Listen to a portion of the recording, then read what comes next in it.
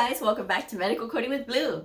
Today's episode is all about medical coding study time options to hit 20 hours a week.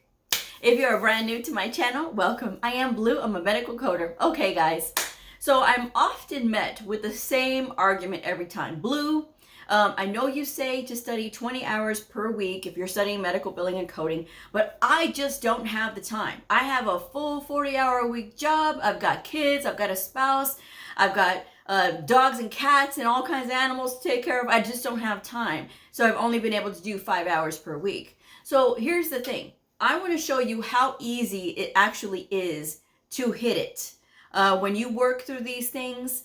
And here's the thing, if you're not setting yourself up on a schedule, it's really hard to try to get that time in.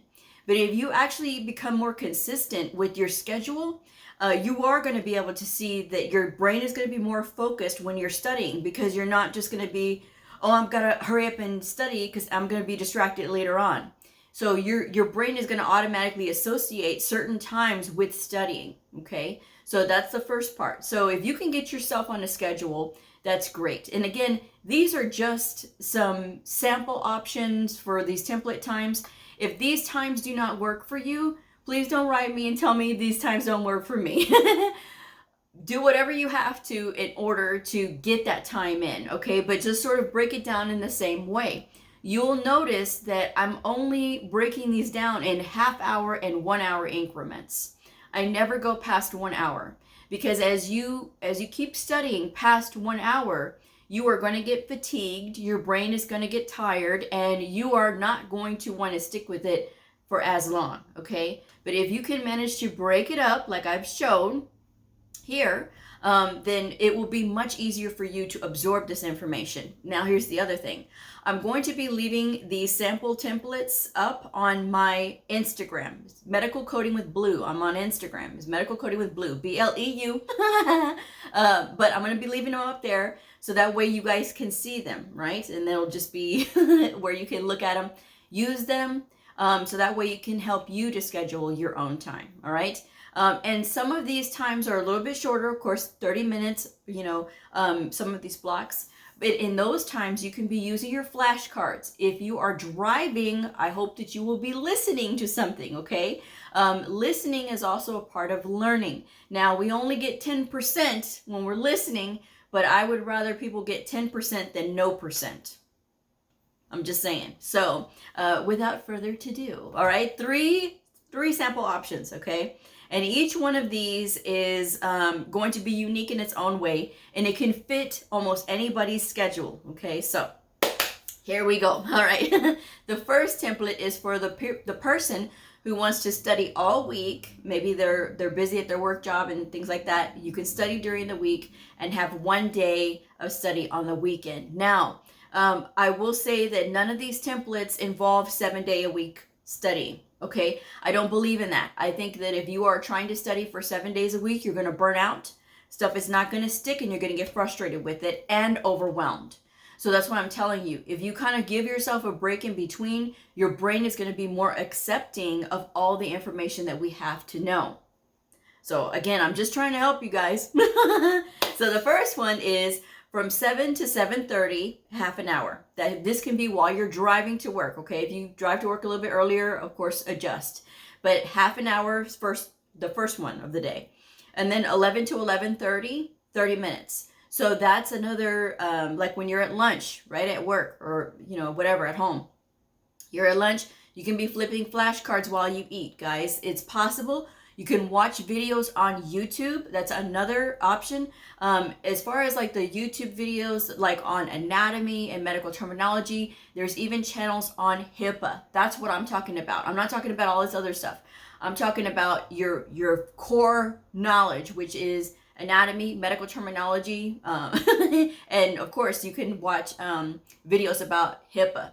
So it's always important, because HIPAA is something that we all have to know as medical coders, all right? And again, there's a lot of channels on that. Don't ask me, look it up, okay? So then you have from 4 to 4:30, that's another 30 minutes. So you've already done an hour and a half of listening or working with flashcards, okay? And then 7 to 8 o'clock is 1 hour. And then from 8:30 to 9:30 is another hour. Okay, and that, if you do that consistently Monday through Friday, that's 3.5 hours during the week that you've done. Okay, so during Monday through Friday, you've done 17.5 hours of study if you do it this way. Half an hour, half an hour, half an hour, 1 hour, 1 hour. 3.5 hours per day, right? 17.5 by the end of the week, Monday through Friday. And then for Saturday or Sunday, whichever one you want to, people will tell me, oh no, Blue, I don't do anything on Sunday. Okay, if you don't do anything on Sunday, Sunday is your church and family day, that's okay. Saturday is great, okay? Saturday, 2.5 hours for Saturday. That's it. You have the whole day to study, but all you need to do is 2.5 hours, right? And you can do that from 10 to 11, that gives you 1 hour. From 1 to 2 gives you another hour. And then from 2:30 to 3 gives you that half an hour. So that's 2.5 hours right there. And that will give you 20 hours in a week. It doesn't seem so overwhelming now, does it? Because you have a whole Sunday off. You're studying throughout the week. And then you got that 2.5 hours on the weekend. And that's it. And this is not going to steal you away from your family. It's not going to overwhelm you and burden you. You can do this. And for the people who say, well, it's just an hour at a time. Yes, but you can work through the workbooks, whatever workbooks you're using. Hopefully you're using ones that I recommend, because I recommend them for a reason. Use that. Or you can be working on flashcards. You can be reading your coding guidelines. You can do anything during that time. It's however you have your study schedule set up, all right? But I do recommend sometime during these half-hour or 1 hour blocks that you are actually working through the coding part, whether it's CPT, or ICD-10-CM, or ICD-10-PCS, all right? So the second study schedule options is for the person who wants no studying on the weekends. This is for 2 hours off, okay? But you're going to be studying 4 hours a day for 5 days. That will give you your 20 hours per week. So you can go Monday through Friday, or you can go, you can change the dates, whatever. If you want to do Sunday through Thursday, that's fine too. Whatever you want to do. But this is basically Monday through Friday type deal.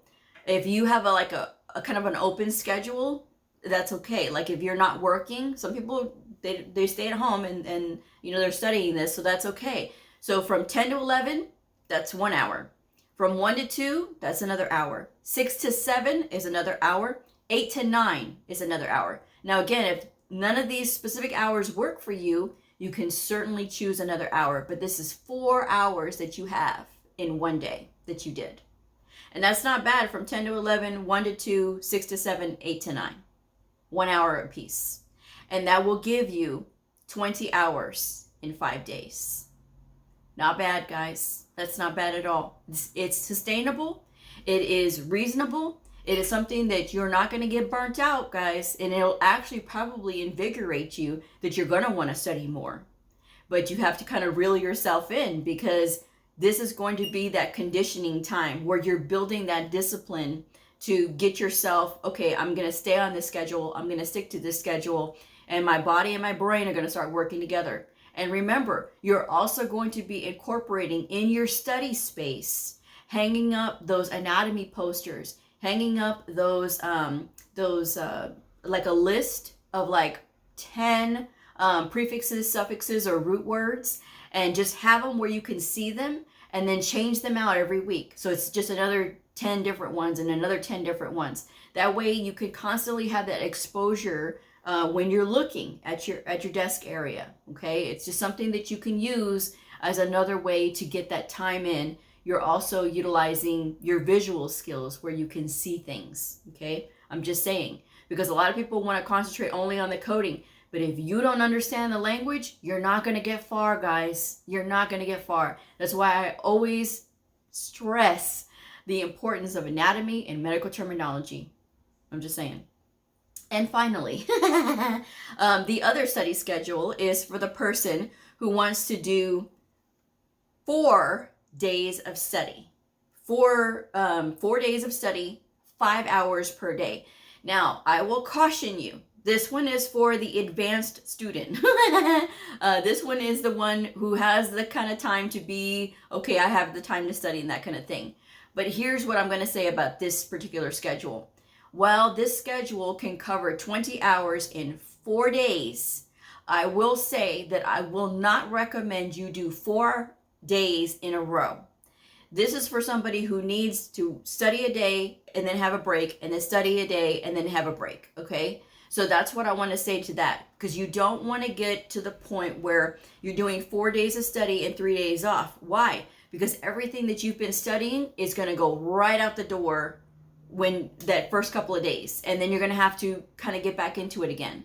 So to keep that from happening, you want to go ahead and spread it out, because it'll give your brain time to absorb what's happening. Then you're going to be, okay, we can stay with this. We can get into this rhythm. So the way that this goes, and again, if this is your schedule and you can manage to swing this, if these hours don't work for you, however you want to do this. But I have here from 9 to 10 is 1 hour. From 10:30 to 11 is a half an hour. From 1 to 2 o'clock is 1 hour. From 2:30 to 3 is a half an hour. From 4 to 5 is 1 hour. And then from 6 to 7 is 1 hour. And that's 5 hours. That's 5 hours in one day. 9 to 10, 10:30 to 11, 1 to 2, 2:30 to 3, 4 to 5, 6 to 7. And you've got your 5 hours. Now you can break the days up. You can go Monday, Wednesday, Friday, Saturday, or Monday, Wednesday, Friday, Sunday, however you want to do it. But this way, you're going to be able to have your breaks in between. It won't be so overwhelming to be studying every single day in a row when you're studying for like the 5 days in a row, or 6 days in a row rather. Excuse me. So that way you can get your break in between. But this, again, is for people who have the sort of schedule that can accommodate that. If you can manage to swing that, but swing it at different times, maybe a little bit earlier. Some people say that they've gotten up at 5. They'll get up at 5 to 6 and study, and then they'll get the kids up and get them ready for school or whatever, or, you know, get going and get ready for work. And that's how they manage to fit that time in. You know, I'm trying to make this a realistic thing for people that, so they can see this and it can be something that's reasonable to them. Some people may not be the most excited to wake up first thing in the morning trying to study, but there are some people that can do it, and there are some people that it doesn't work for them. To me, my brain tends to get going a lot better once I've had coffee, once I've been up moving around for a while. So, you know, you want to look at what works best for yourself in terms of sharpness, mental sharpness. And I figured this out, like even on the weekends when I first started doing tutoring on the weekends. I would open up my schedule for whatever time. Well, I would have people who would want to study at 7 o'clock in the morning. And I was accommodating at the time because, you know, I was like, okay, you know, maybe I'll just get up on Saturday morning at 7. But for me, it just didn't work because for me to be totally sharp and not miss anything, I needed to be up. So that's why I set my time, my availability on the weekend for a little bit later.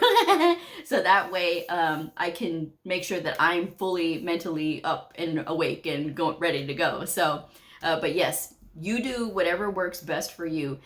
Listen to your body. Listen to how you feel. And if you get on a schedule like this, you're not going to get so overwhelmed, right? Because you're only working for 1 hour at a time, half an hour at the minimum, okay? And so you set that timer on your phone, you know, on your alarm, whatever you have, so that way you can stop and take your break and then come back to it, all right? And if you want to take a half an hour break in between, that's okay too. Take a half an hour break in between and come back to it. But sometimes I think it's a little bit better when you space out your breaks, you know, so that way you have a little bit more time and you don't feel like you're just constantly in that study mode. All right. These are just different things that you can do. But don't do the same thing through and through. All right. As far as like, okay, I'm going to read all day today. Don't do that. What I recommend is you read if you want to read, and then work through your workbook, work through the ICD-10 PCS appendix in the back, work through that for half an hour or work through that for an hour. So that way, that's something that it can trigger your brain to think, okay, we're doing different things, and that way it can absorb. But for those of you who say that, okay, well, the approaches aren't sticking, I don't understand like how the approaches go. The only way you're going to be able to learn is by actually doing. So either work through your CPT workbook, the one for the CPT study guide that I recommend, even if you're taking an AHIMA exam, or you're going to work through that ICD-10 PCS book in the back. If you are looking at your CCS or CCA exam, that's what you want to work through, okay?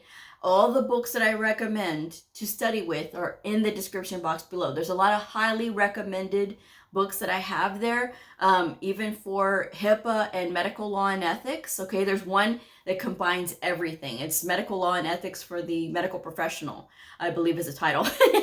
But it's a great book. It covers everything that you need to know, and it's in the description box. So that's what I would recommend. Pathophysiology is a whole workbook and the book itself. And you can find that on Amazon. The link is in the description box below. And a lot of people kind of dismiss pathophysiology, but you can't really do that. Because when you dismiss pathophysiology, this means that you're not learning the whole disease process. And that is so important for medical coders to know. And while it may not make sense to you right away, I want you to just go with it. Instead of questioning the book choices or questioning the approaches or questioning, why, just do it. Because it is the more you waste time asking questions, the more confused you're going to make yourself. And I know that it's a part of being curious about like, what are we doing? But again, when you're somebody who's been through this for a long time, and I've seen what works and what doesn't work. I've been there. I've done the long hours of study, and I've seen how it made me feel at the end of the night. And I've seen how much I actually retained, which wasn't much when I was doing that. And so then I kind of figured it out, okay, well, if I do it this way, this works a lot better. And so that's why I share it with all of you, again, along with my book recommendations. And my book recommendations have done a lot of good. And I've been getting a lot of really good comments lately about people who've gotten their medical coding certifications using the books that I recommended. And the independent study video that I've put together, that I do on this channel for free. So, I mean, it's there. It is always in the description box of all my videos. Independent study video with the book recommends, all right? And again, all the other books that I recommend, because not all the books could fit on that original video. So, and if you happen to stumble across a video where I'm talking about book recommends and it doesn't have the most current year books, I mean, obviously you can get the most current year books if you want to. But as far as like the workbooks go, but as far as like your diagnosis and your procedure book, obviously you want to have something that is current. 2023 versions are great. Optum 360 coding is what I recommend. And I have looked at other books. I'm just not as impressed when it comes to ICD-10 CM and ICD-10 PCS. In my opinion, Optum is the way to go. All right. There's a lot of really good information in those books, and I really like those. And of course, with the AMA CPT Professional Edition, that's the one we all have to have. So that's the one I recommend for that. If you're looking at your books, okay? If your program comes with books, you don't necessarily have to get the ones with Optum, but if you want to, you certainly can. I mean, it's you are free to choose your publisher of choice when it comes to your diagnosis book, your ICD-10 CM book, or your ICD-10 PCS book, okay? The only one that we have to all have that's the same is the CPT Professional Edition by the AMA. That's the only one that's the same for everybody, whether you're with AHIMA or AAPC.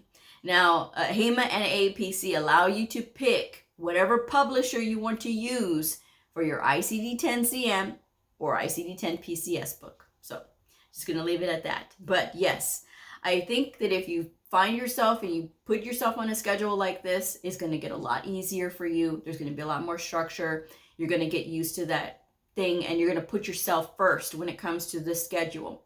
This is going to require you to get your family members on board so that way they can support you. If they don't want to support you and they say, well, no, I want you to watch TV with me, or I want you to do this, okay, then study with me. And then you're going to find that your kids may be like, well, you know what, never mind. I'll let you study for your hour and I'll come back and talk to you later. Guys, it's as simple as that. And if you have teenagers and you say, well, no, Blue, I have to take care of my kids, my teenagers, like 15, 16 years old, they can make themselves a sandwich if they get hungry. They can make themselves a sandwich. It's okay. You know, they can eat cereal if they're really that hungry. Okay. This is important. You have to prioritize studying, guys. You do. And I know that for my parents out there, because I've had many conversations with parents who say, Blue, I just feel so guilty. If you feel guilty taking the time to make a better life for yourself and your children or your family members, think about this. They are looking at you for that inspiration, for that goal, right? They're looking at you. They're looking to see how you handle some adversity that comes your way. When the studying gets hard, they're looking at you. And if you give up so easily, like a lot of people do, they're going to see that and they're going to mimic everything that you do. So if you give up, they're going to say, okay, well, once something gets going rough, then I'm just going to give up, because that's what I saw. That was my inspiration of things when things got hard, is that, oh, they just gave it up. You want to set a good example. Doesn't matter who it is, right? Who's looking at you, whether it is a spouse or your parents or your kids. And you're going to have people, even your friends, your so-called friends, some of them, right, who are not going to believe in you and who are going to think, oh yeah, just the second that it's going to get hard, they're going to give up. And then when you want to give up and they're like, you see, what did I tell you? And to me, when you're around adults who can't encourage other adults to study, that's a problem, because that's jealousy. That is, trying to keep you down, and instead of encouraging you. And yes, while everybody has a different way of studying and doing things, if you always give up so easily and you just cut and run, this is gonna give you a run for your money, guys. This medical coding learning. This is no joke. We have to know what doctors know while never having gone to medical school. That's my saying. I said that because it's true. It is so true. And you can be successful regardless of your background, regardless of your age. You can be successful in this. But it takes commitment. It takes commitment, and it takes diligence, and it takes that steadfastness, like, no, I'm going to do this. And watch yourself become a stronger person. Watch yourself become more assertive with what you need. And that's exactly what we need in the world, is people who are more driven and directive, like they know where they're going and what they're doing, instead of people that are so lost and they just take the second instant they feel any kind of discomfort that they're just going to give it up and run. Don't do it. Stick with it. So that way you can see yourself on the other side of like, oh my gosh, I know a lot more now. I'm just saying. So with that said, I'm going to wrap this one up. If this video helped you, please like, subscribe, and share, and I will see y'all next time. Bye.